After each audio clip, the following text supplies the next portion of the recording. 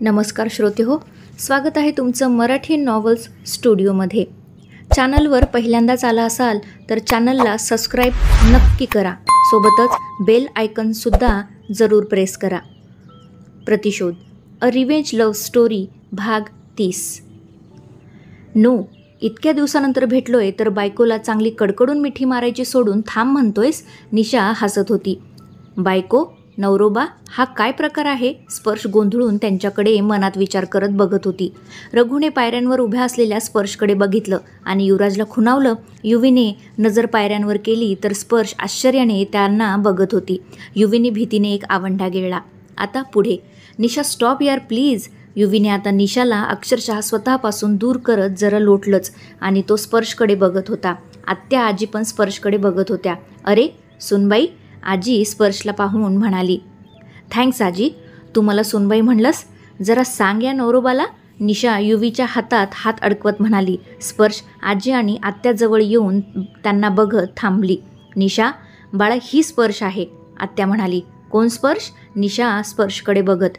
स्पर्श युवराजची बायको आहे निशा, आजी म्हणाली आणि त्यावर निशा पुन्हा खो खो हसायला लागली. निशा, आत्या काळजीने तिच्या हसण्यावर म्हणाली. आई बघ ना, आजी पण जोक मारायला लागली हां, असं म्हणून निशा पुन्हा हसायला लागली. तिचं हे हसणं बघून आता सगळ्यांना काळजी वाटत होती. निशा, हा जोक नाही आहे, युवी आणि स्पर्शचं लग्न झालं आहे, आत्या कंठ दाटून तिला समजावत म्हणाली. तुम्ही सगळे हे काय लग्न लावलं आहे? नवरोबा आणि माझं लग्न लहानपणीच ठरलं आहे, मग ही मध्येच कुठून आली? निशा आता स्पर्शकडे रागाने बघत म्हणाली. निशा, लिसन टू मी आणि स्पर्शने लग्न केलं आहे. युवराज निशाच्या हातातून त्याचा हात सोडवत म्हणाला. मी हे अजिबात मान्य करणार नाही की तुझं लग्न कुण्यात दुसऱ्या मुलीसोबत झालं आहे. आपलं प्रेम आहे एकमेकांवर नवरोबा. निशा युवराजच्या गालावर हात ठेवून एकदम भावूक होत म्हणाली. स्पर्शला ते बघून आता कसं तरीच वाटत होतं. नाही निशा, मी फक्त स्पर्शवर प्रेम करतो, युवराज ठामपणे म्हणाला. नाही युवी, हे खोटं आहे. आपण लहानपणापासून एकमेकांवर प्रेम करतो.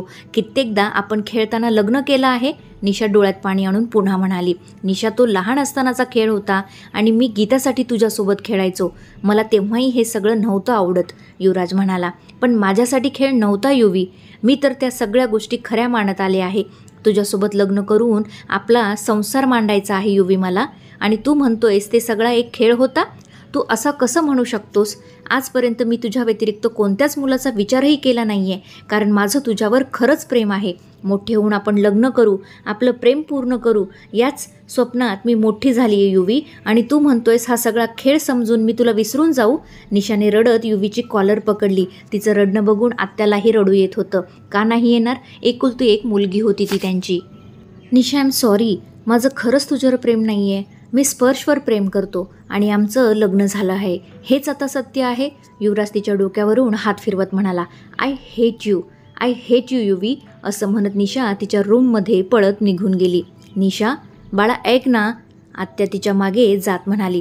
सगळा प्रकार बघून आणि ऐकून स्पर्शला आता खूप वाईट वाटत होतं. ती खरंच तिच्या प्रेमाच्या मध्ये आली असं तिला वाटून गेलं, पण यात तिची काहीच चूक नव्हती. तिला तर निशाबद्दल माहीतही नव्हतं. आजीने तिच्या डोक्यावरून हात फिरवला. सुनबाई, बाळा, जास्त विचार करू नको हां, निशाला हे लग्न स्वीकारायला काही वेळ दे. गुणी मुलगी आहे ती, समजून घेईल. थोडा वेळ जाऊ दे बाळा. आजी. त्यावर स्पर्श काहीच बोलली नाही, पण तिच्या चेहऱ्यावर गिल्ट स्पष्ट दिसून येत होता. ती पुन्हा तिच्या रूममध्ये निघून गेली. युवराज तिच्या पाठमोड्या आकृतीला बघत उभा होता. आजीने त्याला खुणावलं आणि युवी तिच्या मागे गेला. स्पर्श खिडकीत उभं राहून बाहेर बघत होती. तिच्या डोळ्यातून पाणी येत होतं. युवराज तिच्या जवळ येऊन उभा राहिला. 5 मिनिटे असेच शांततेत गेले. का केलं तुम्ही असं युवी? स्पर्श उसासा सोडत म्हणाली. स्पर्श? निशाला युवी तिला क्लॅरिफिकेशन देतच होता की तिने पुन्हा त्याला मध्येच थांबवलं. फसवलं तुम्ही. स्पर्श त्याच्याकडे थंड नजरेने बघत म्हणाली. नो स्पर्श, माझं तिच्यावर कधीच प्रेम नव्हतं, हे मी नेहमीच निशाला सांगत आलोय. युवी स्पर्शची ती थंड नजर बघून तिला कळवळून म्हणाला. पण तिचं तर आहे ना युवी, स्पर्श खिन्नपणे म्हणाली. असेल, पण माझं नाही. आय लव्ह यू, मी फक्त तुझ्यावर प्रेम करतो. युवराज तिच्या खांद्यांना पकडून त्याचं म्हणणं पटवून देत होता. स्पर्श नजर खाली झुकून उभी होती. निशा फक्त माझी मैत्रीण आहे स्पर्श. आत्याची मुलगी असल्याने आम्हाला लहानपणी नवरा बायको म्हणून चिडवायचे, बस इतकंच. आणि लहानपणापासून ती आमच्यासोबत राहत आहे, त्यामुळे ती सतत गीता आणि माझ्यासोबत असायची. ट्रस्ट मी स्वीटहार्ट, माझं फक्त तुझ्यावर प्रेम आहे. युवराज तिचे हात हातात घेऊन शांतपणे तिच्या डोळ्यात पाहून म्हणत होता. त्याच्याही डोळ्यातून पाणी येत होतं आणि स्पर्शच्याही. तिने युवराजला मिठी मारली आणि युवराजनेही तिला मिठीत घेतलं. निशा तिच्या रूममध्ये येऊन तिचं सगळं सामान रागाने अस्ताव्यस्त करत होती. तिच्या डोळ्यातून अखंड पाणी वाहत होतं. ती रागाच्या भारात युवराज आणि तिच्या फ्रेमसुद्धा तोडत होती. असं कसं करू शकतो तो? मला सोडून दुसऱ्या मुलीचा विचारच कसा काय करू शकतो तो? निशा रागाने चरफडत त्याचे सगळे फोटोज खाली फेकत होती. निशा बाळा, हा काय वेडेपणा करत आहेस? आत्या आत येऊन निशाला म्हणाली. आत्याने परत दार लावून घेतलं. निशा, आत्या तिला समजावत होती. तू का आली आहेस इथे? निशा आत्याला रागाने म्हणाली. अगं तू जरा ऐक तरी माझं, आत्या तिला समजावण्याच्या सुरात म्हणाली. पण निशा काहीच ऐकण्याच्या मनस्थितीत नव्हती. का ऐकू मी तुझं? सांग ना, का ऐकू मी तुझं? तू असं होऊच कसं दिलं आई? तुला माहीत होतं ना माझं युवराजवर किती प्रेम आहे, मला किती आवडतो तो. मग तू मला का सांगितलं नाहीस त्याच्या लग्नाबद्दल? बोल ना, का सांगितलं नाहीस? निशा रागाने लालबुंद होऊन आत्याला जाब विचारत होती. आम्हालाही काही माहीत असलं तर तुला सांगू ना. युवी आम्हाला न सांगता लग्न करून आला, त्यावेळी काय सांगणार होती मी तुला? सांग बरं, आत्या तिला म्हणाली. तुम्ही त्याला जाब का विचारला नाही आई? निशा आता त्याच्या बोलण्यावर रडत म्हणाली. बाळा, ते दोघे प्रेम करतात एकमेकांवर राजा. स्पर्शचं जबरदस्ती लग्न होत होतं, म्हणून युवराजने तिच्याशी पळून जाऊन लग्न केलं आणि ही गोष्ट आम्हाला सुद्धा 4 दिवसानंतर कळली, आत्या म्हणाली. आणि निशा बेडवर बसली. तिच्या डोळ्यातून अखंड पाणी निघत होतं. हे बघ बाळा, झालं गेलं विसरून जा. युवीला विसर. तो आता स्पर्शचा आहे आणि स्पर्श त्याची बायको आहे. खूप प्रेम करतात दोघे एकमेकांवर. तू ही गोष्ट जितक्या लवकर मान्य करशील तुझ्यासाठी तितकं चांगलं आहे राजा. आत्या तिच्या चेहऱ्यावरून तिचे डोळे पुसत हात फिरवत म्हणाली. आई. निशा आत्याच्या गळ्याला पडली आणि हमसून हमसून रडत होती. शांत हो बाळा, असं जोर जबरदस्तीने प्रेम नाही मिळत. नशिबात जे आहे तेवढंच मिळतं. युवराज तुझ्या नशिबात नाही म्हणून तुला मिळालं नाही, पण याचा अर्थ असा नाही की त्याच्यावर दुःख मानून तू राग करायचा. कदाचित तुझ्या आयुष्यात युवीपेक्षाही चांगला मुलगा असेल. असं निराश होऊन कसं चालेल बाळा? आत्या तिच्या पाठीवरून हात फिरवत तिला मायेने समजावत होती. नेहमी आपल्याचसोबत असं का होतं आई? लहानपणी बाबांचं प्रेम मिळालं नाही. लहानपणापासूनच ज्याला नवरा म्हणून प्रेम केलं तर तो माझ्यावर प्रेम करत नाही. मी इतकी वाईट आहे का आई की कुणीच माझ्यावर प्रेम करू नये? तू सांग ना, काय कमी आहे माझ्यात? सुंदर आहे, हुशार आहे, डॉक्टर आहे, तरी युवी माझ्यावर प्रेम का करत नाही आई? सांग ना, का करत नाही? निशा भाऊक होत म्हणाली. निशा बाळा, आत्या तिचं बोलणं ऐकून तिला छातीशी डोळ धरत म्हणाली. नाही आई, तू बरोबर बोलत आहेस. मीच कमनशिबी आहे, त्यामुळेच मला आजपर्यंत आयुष्यात कुणाचंच प्रेम मिळालं नाही. निशा तिचे डोळे पुसत खिन्न आवाजात म्हणाली. असं काही नाही आहे बाळा. आजी, दादा, गीता सगळे तुझ्यावर किती प्रेम करतात. सांग बरं मला, त्यांच्या प्रेमात तुला कधी काही कमी वाटली? आणि युवी, तो तर नाही ना करत आई, म्हणून तर त्या स्पर्शला बायको बनवलं त्याने. निशा आत्याला हुंदके देत म्हणाली. त्याचंही तुझ्यावर प्रेम आहे, पण तुला जसं हवं तसं नाही. तो तुझ्यात आणि गीतामध्ये काहीच फरक करत नाही. निशा, तुझ्यासाठी किती काय केलं त्याने, विसरलीस तू? तू शिक्षणात हुशार आहेस, तुला डॉक्टर व्हायचं होतं, म्हणून त्याने तुला एवढा खर्च करून बाहेर शिकायला ठेवलं. हे प्रेम नाही तर काय आहे निशा? आत्या तिला समजावत होती आणि निशा मुसमुसत सगळं ऐकून घेत होती. तुला दादाकडे सोडू का? युवराज स्पर्शला मिठीतून बाजूला करत म्हणाला. दादाकडे कशाला? स्पर्शने विचारलं. तिथं तुला थोडं रिलॅक्स वाटेल. संध्याकाळी मग आपण बाहेर डिनर करू आणि वापस येऊ. युवराज तिचा चेहरा हाताच्या उंजळीत घेऊन म्हणाला. मी माहेरी गेले तर आत्याला वाईट वाटेल ना? स्पर्श म्हणाली. नाही वाटणार, खूप प्रेमळ आणि समजूतदार आहे ती. युवी स्पर्शला म्हणाला. स्पर्श काहीच म्हणाली नाही. तू तयार होऊन खाली ये, मी तुला दादाकडे नेऊन सोडतो. युवराज तिच्या कपाळावर ओठ टेकवत म्हणाला आणि खाली निघून गेला. मग थोड्या वेळाने स्पर्शसुद्धा तयार होऊन खाली आली. हॉलमध्ये सोफ्यावर आजी आत्या प्रताप बसून होते. डॅड, मी स्पर्शला तिच्या भावाकडे सोडतो. संध्याकाळी येताना घेऊन येईन, युवराज सोफ्यावरून उठत म्हणाला. ठीक आहे सुनबाई, या गोष्टींचा अजिबात ताण घ्यायचा नाही बाळा. या गोष्टी अचानक अशा निच्या समोर आल्याने ती तसं वागली. प्रताप तिला समजावत होते. मी समजू शकते बाबा, स्पर्श हलकं हसत म्हणाली. सुनबाई, मी निशाला समजावेल. 4 दिवस राहून ती पुन्हा परत जाईल, आत्या म्हणाली. आत्या, खरंच मला तिच्याबद्दल काही आक्षेप नाही. स्वप्नभंग झाल्यावर काय हालत होते समजू शकते मी, स्पर्श म्हणाली. जा, तुलाही थोडं हलकं वाटेल आणि राहायचं तर 2 दिवस तुझ्या माहेरी राहून ये, आजी म्हणाली. आजी, मला इतकी परकी समजलात. निशा इथे राहिली तरी मला काही प्रॉब्लेम नाही. तिचंही घर आहे हे. कदाचित आमचा तिला गैरसमज दूर होऊन आमची छान मैत्रीसुद्धा होईल, स्पर्श म्हणाली. छान, असं बोलल्याने खूप बरं वाटलं. तुझ्या जागी दुसरं कोणी असतं तर कदाचित तिने ही राग व्यक्त केला असता, आजी तिच्या डोक्यावरून हात फिरवत म्हणाली. ओके, येतो आम्ही. युवराज घड्याळ बघत पुन्हा स्पर्शकडे बघून म्हणाला. हो, सांभाळून जा, आजी म्हणाली. निशा तिच्या रूम बाहेर येऊन पायऱ्यांवर उभी होती. ती सगळं ऐकत होती. स्पर्शने तिच्याकडे पाहिलं आणि तिला बघून स्माईल केलं, पण निशा मात्र निर्विकार चेहऱ्याने तिच्याकडे बघत होती. स्पर्श आणि युवराज देशमुख हाऊसकडे निघाले. रस्त्यात पूर्ण वेळ स्पर्श शांतच होती. युवी मध्ये मध्ये तिच्याकडे बघत ड्रायव्हिंग करत होता. ते बंगल्याजवळ आले. युवराजने उशीर होतोय म्हणून गाडी आत न घेता गेट बाहेर थांबवली. स्पर्श गाडीतून उतरली. दुसऱ्या बाजूने युवी पण गाडी बाहेर आला. तो तिच्या जवळ गेला आणि तिला मिठी मारली. जास्त विचार करू नको, युवी तिच्या केसांवर ओठ टेकवत म्हणाला. स्पर्शने हुकार भरला. बाय, संध्याकाळी डिनरला जाऊ, तयार राहा, युवी तिच्यापासून दूर होत म्हणाला. स्पर्शने हो मध्ये मान डोलावली. युवराज गाडीत बसण्यासाठी वळला की स्पर्शने लगेच त्याला आवाज दिला. युवी, स्पर्श हळूच म्हणाली. त्याने वळून काय या आविर्भावात तिच्याकडे बघितलं. ती 2 पावले चालत त्याच्या जवळ गेली. Don't worry, I am okay. स्पर्शने त्याच्या गालावर हलके ओठ टेकवले आणि तो गालात हसला.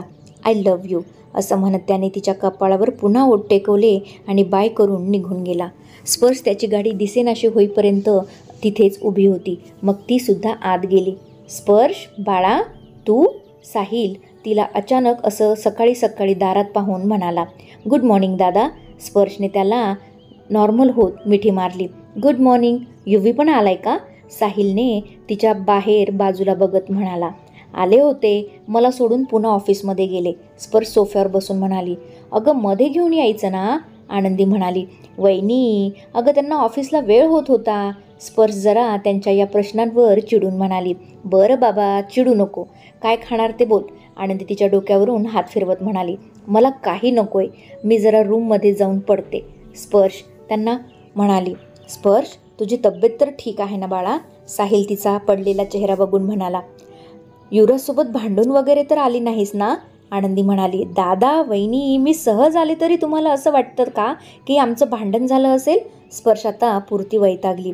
नाही, तसं नाही रे, तू एवढ्या सकाळी एकटीच आलीस म्हणून काळजी वाटते, साहिल म्हणाला. दादा रिलॅक्स, मी भांडून नाही आले. इनफॅक्ट युवराज आणि मी आज डिनरला जाणार आहोत, तुम्हाला भेटावंसं वाटलं म्हणून त्यांनी मला इथे सोडलं, स्पर्श म्हणाली. छान, मी तर म्हणते आता आलीच आहेस तर 4 दिवस इथेच राहा, आनंदी म्हणाली. बरं, मी आता जाऊ का माझ्या रूममध्ये? स्पर्श म्हणाली. हो जा आणि आराम कर, काही खावंसं वाटलं तर मला सांग हां, आनंदी म्हणाली. हो. स्पर्श तिच्या रूममध्ये निघून गेली. काय हो, ही सांगते तेच कारण असेल ना, आनंदी काळजीने साहिलला म्हणाली. मग दुसरं काय असणार? आणि तू उगाच चिंता करत बसू नको हां. आणि आता तिला याबद्दल अजिबात काही विचारायचं नाही. तिचं आता लग्न झालं आहे, तिथं काय होतं काय नाही हे जोपर्यंत ती स्वतःहून सांगणार नाही तिला तिच्या घरचं काहीही विचारायचं नाही.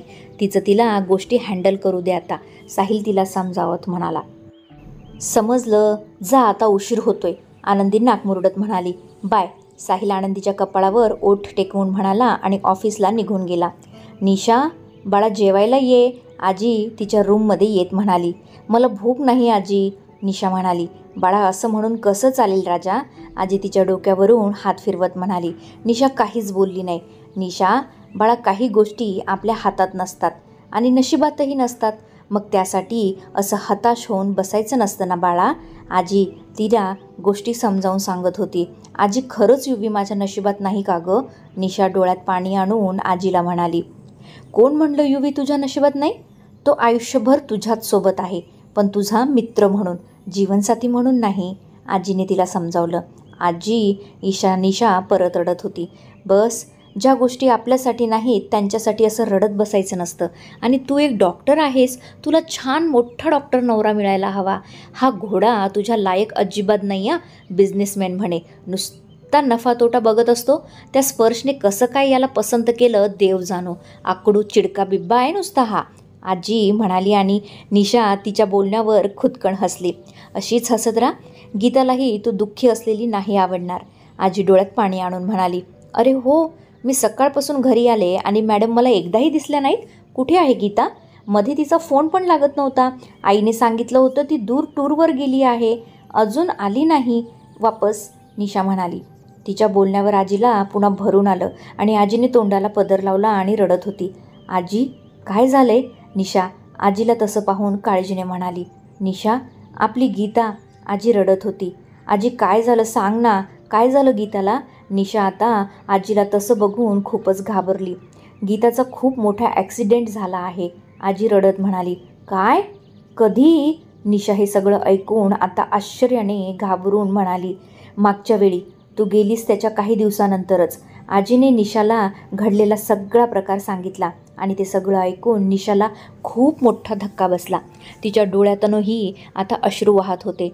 तुम्ही कुणीच मला का सांगितलं नाही आजी? निशा आता रडत म्हणाली. तुझं MS शेवटचं वर्ष होतं, काहीच महिने बाकी होते, त्यात तुझं नुकसान नको म्हणून नाही सांगितलं, आत्या आत येत म्हणाली. तुमच्यापेक्षा मला माझं MS महत्त्वाचं असेल असा विचारच कसा काय केला तुम्ही सगळ्यांनी? निशा रागाने आत्याला म्हणाली. निशा, आत्या तिला समजावत होती. नाही आई, गीतासोबत इतकं सगळं घडलं आणि तुम्ही कुणीच मला काही म्हणाला नाहीत. आजी मी कुणीच नाही का या घरची? हां, निशा पुन्हा रडत म्हणाली. असं नाही बाळा, आजी तिच्या डोक्यावरून हात फिरवत म्हणाली. असंच आहे आजी, असंच आहे. गीताचा अपघात, युवीचं लग्न, सगळ्या गोष्टी तुम्ही माझ्यापासून लपवल्या. म्हणजे तुम्ही मला या घरची मानतच नाही म्हणूनच लपवल्या ना? निशा डोळे पुसत म्हणाली. असं काही नाही निशा, तू इथे येऊन तरी काय करणार होतीस बाळा? त्यात तुझं शिक्षण. प्रताप त्यांचं बोलणं ऐकून तिच्या रूममध्ये आले होते. मामा, ही माझी पण फॅमिली आहे ना? निशा प्रतापला म्हणाली. हो, तुझीच आहे, प्रताप म्हणाले. मग मला माझ्या फॅमिलीपेक्षा माझं शिक्षण कसं महत्त्वाचं असेल सांगा ना तुम्ही, निशा म्हणाली. बाळा, गीताच्या तब्येतीत काही सुधारणा नाही, ती कोमात आहे. तू सगळं सोडून इथे आली असतीस, तुझी इतक्या दिवसाची मेहनत मी वाया कशी जाऊ देऊ? एका मुलीसाठी दुसऱ्या मुलीचं भविष्य कसं खराब होऊ देऊ? प्रताप भाऊक होत म्हणाले. मामा, निशा रडत त्यांच्या मिठीत शिरली. शांत हो, आणि गीता ठीक होणार आहे. तिचं एक ऑपरेशन होणार आहे, त्यानंतर ती ठीक होईल, प्रताप तिच्या डोक्यावर थोपटत म्हणाले. मला तिला भेटायचं आहे, निशा म्हणाली. जाऊया, प्रताप तिच्या डोक्यावरून प्रेमाने हात फिरवत म्हणाले. काय? ती मुलगी जिजूला नवरोबा म्हणत होती, प्रिया म्हणाली. हो ना, स्पर्श नाराज होऊन म्हणाली. मग म्हणू दे ना, तुझं काय जातंय? तुला का राग येतोय? प्रिया मुद्दाम म्हणाली. काय जातंय म्हणजे? माझ्या नवऱ्याला दुसरी बाहेरून येणारी मुलगी नवरोबा म्हणते आणि मला रागसुद्धा येऊ नये, स्पर्श तोंड फुगून म्हणाली. तू त्याला म्हणतेस का नवरा, जो त्याच्यावर इतकं चिडत आहेस? सारखं त्याला त्रास तर देत असतेस, प्रिया म्हणाली. तो पण देतो ना मला त्रास, आणि आता तो मला आवडायला लागलाय, स्पर्श गोड पण नाराजीच्या सुरात म्हणाली. काय? प्रिया तिचं बोलणं ऐकून खूप खुश झाली. हो, मला तो डेव्हिल आता आवडायला लागला आहे, स्पर्श नाक वर ओढत म्हणाली. माय गॉड, फायनली तू त्याचा विचार तर करायला लागली आहेस. तो तुला आवडतोय म्हणजे तू त्याच्यावर प्रेम करायला लागली आहेस डफर, प्रिया म्हणाली. कदाचित, स्पर्श नाकवर ओढत म्हणाली. कदाचित नाही, खरंच तू त्याच्यावर प्रेम करायला लागली आहेस मूर्ख. त्याचं जवळ असणं, त्याचा स्पर्श, त्याचं लाडात येणं, त्याचं खट्ट्याळ बोलणं, तुला जबरदस्ती जवळ घेणं, हे सगळं तुला आवडायला लागलं आहे, राईट, प्रिया म्हणाली. हो, स्पर्शने होकार भरला. अगं मूर्ख, मग वाट कसली बघते? जाऊन सांग ना त्याला. प्रिया खुश होत म्हणाली, सांगणारच होते, पण आता कसं सांगू, निशा आल्याने सगळे डिस्टर्ब आहेत, असं म्हणत स्पर्शने घडलेला सगळा प्रकार तिला सांगितला. हे बघ स्पर्श, तू जितका वेळ लावशील तितकी नाराज राहशील. जिजू म्हणालेत ना, त्यांच्या मनात निशाबद्दल कोणत्याच भावना नाहीत, मग का टेन्शन घेत आहेस? आता तुझा नवरा आहे तो, तिच्यापेक्षा जास्त तुझा हक्क आहे त्याच्यावर. तसेही ती परत जाणार आहे ना, मग का टेन्शन घेत आहेस? प्रिया तिला समजावत होती. बरोबर आहे तुझं, आज ना आम्ही डिनरला जाणार आहोत, स्पर्श म्हणाली. मग आजच त्यांना सगळं सांगून टाक, प्रिया म्हणाली. आज? स्पर्शने हो आज. आज जास्त उशीर करू नको. ही निशा इथून गेली तर ठीक, नाहीतर तुझ्या नवऱ्याला खरंच नवरोबा करून घ्यायची हां, प्रिया हसत म्हणाली. काही काय बोलतेस? स्पर्श चिडली. अगं बाई, बचपन का प्यार है, वेळ लागेल तिला या गोष्टी ॲक्सेप्ट करायला. त्यात जर तुझ्यात आणि युवीमध्ये असलेली दुरी घरच्यांच्या लक्षात आली तर, प्रिया म्हणाली. नाही नाही, स्पर्श घाबरून म्हणाली. म्हणून म्हणते युवराजला लवकरच तुझ्या फिलिंग्स सांग, प्रिया तिला समजावत होती. हो, मी सांगेन त्यांना सगळं, स्पर्श म्हणाली. Good girl. आणि काही हेल्प हवी असेल तर तुझा तो रघु भाऊजी आहे ना, एक नंबरचा डांबिस, त्याची मदत घे, प्रिया नाकमुरडत म्हणाली. डांबिस कायच म्हणते सगळं, स्पर्श हसत म्हणाली. डांबिसच आहे तो, सांगेन तुला नंतर, पण आता फोकस ऑन युवराज, प्रिया म्हणाली. स्पर्शने हुकान भरला. चल बाय, ठेवू आता फोन, प्रिया म्हणाली. बाय, स्पर्श म्हणाली. फोन ठेवून स्पर्श युवीचा विचार करत होती. निशाच्या येण्यामुळे ती डिस्टर्ब झाली होती. तिच्या येण्याने तिला थोडं इन्सिक्युअर तर वाटायला लागलं होतं. संध्याकाळी डिनरसाठी काय घालावं या विचारात तिने तिचा वार्डरोब उघडला आणि त्यातून काही तिचे ड्रेस बाहेर काढले. तिला काही कळत नव्हतं. तिने एक एक ड्रेस अंगावर टाकून आरशात पाहिलं, पण काय छान दिसते तिला समजत नव्हतं. मग तिने युवीला व्हिडिओ कॉल केला. तो मीटिंगमध्ये होता. फोन व्हायब्रेशनवर असल्याने त्याला जाणवला. स्पर्श, त्याने मनात म्हणलं आणि कॅमेरा ऑन करून तिचा कॉल घेतला. त्याने स्पीकर बंद केले आणि हेडफोन घालून तिच्याकडे बघत होता. युवी, बिझी आहात का? स्पर्श, त्याने नाहीमध्ये मान डोलावली. ओके, मी रात्री डिनरसाठी काय घालू? स्पर्श बेडवर पडलेले ड्रेस त्याला दाखवत म्हणाली आणि ते पाहून युवी गालात हसला. सांगा ना, स्पर्श म्हणाली. मग त्याने कॅमेरा समोर केला आणि तिच्या लक्षात आलं की तो मीटिंगमध्ये आहे. सॉरी, मी ठेवते फोन, स्पर्श नाराज होत म्हणाली आणि त्याने लगेच नाहीमध्ये मान डोलावली. मग तुम्ही मला सांगणार कसं? स्पर्श क्यूट फेस करून म्हणाली. ठीक आहे, मी अंगावर टाकून दाखवू का? स्पर्श म्हणाली आणि त्याने होमध्ये मान डोलावली. मग तिने खुश होत एक ड्रेस त्याला अंगावर टाकून दाखवला. त्याचे नाही नको असे हावभाव बघून ती समजून जायची की छान दिसत नाही. रघुचं लक्ष युवीकडे गेलं. तो फोनमध्ये काय बघतोय म्हणून त्याने हळूच वाकून पाहिलं तर स्क्रीनवर स्पर्शचा व्हिडिओ कॉल सुरू होता. ते बघून रघुने पीटरला खुणावलं. पीटरने युवीकडे बघितलं आणि त्याच्या चेहऱ्यावरचे हावभाव बघून डोळेच मोठे केले. समोर मीटिंग चालू होती आणि यांचं काहीतरी दुसरंच सुरू होतं. आज पहिल्यांदाच युवी त्याच्या स्वभावाच्या विरुद्ध दिशेने वागत होता. शेवटी त्याने एक लेमन येलो कलरचा ड्रेस छान दिसतोय असं तिला त्याच्या हावभावातून सांगितलं. हा घालू? स्पर्श म्हणाली आणि त्याने डोळ्यांनीच हो असं सांगितलं. नक्की ना? त्याने परत डोळ्यांनीच नक्की असं सांगितलं. ओके, थँक्स, आता तुम्ही करा तुमची मीटिंग हां, स्पर्श खुश होत म्हणाली आणि लगेच फोन कट केला. युवराजसुद्धा गालात हसला. हुश, झाला बाबा एकदाचा फायनल, रघु त्याला बघून म्हणाला. व्हॉट? युवराज गोंधळून. डिसिजन फायनल झालं म्हणालो, रघु ओढ दाबून हसत म्हणाला. To be continued. श्रोते हो, कथेचा हा आजचा भाग कसा वाटला मला कमेंट करून नक्की सांगा. चला तर मग आता इथेच थांबूया, भेटूया पुढील भागात. तोपर्यंत धन्यवाद.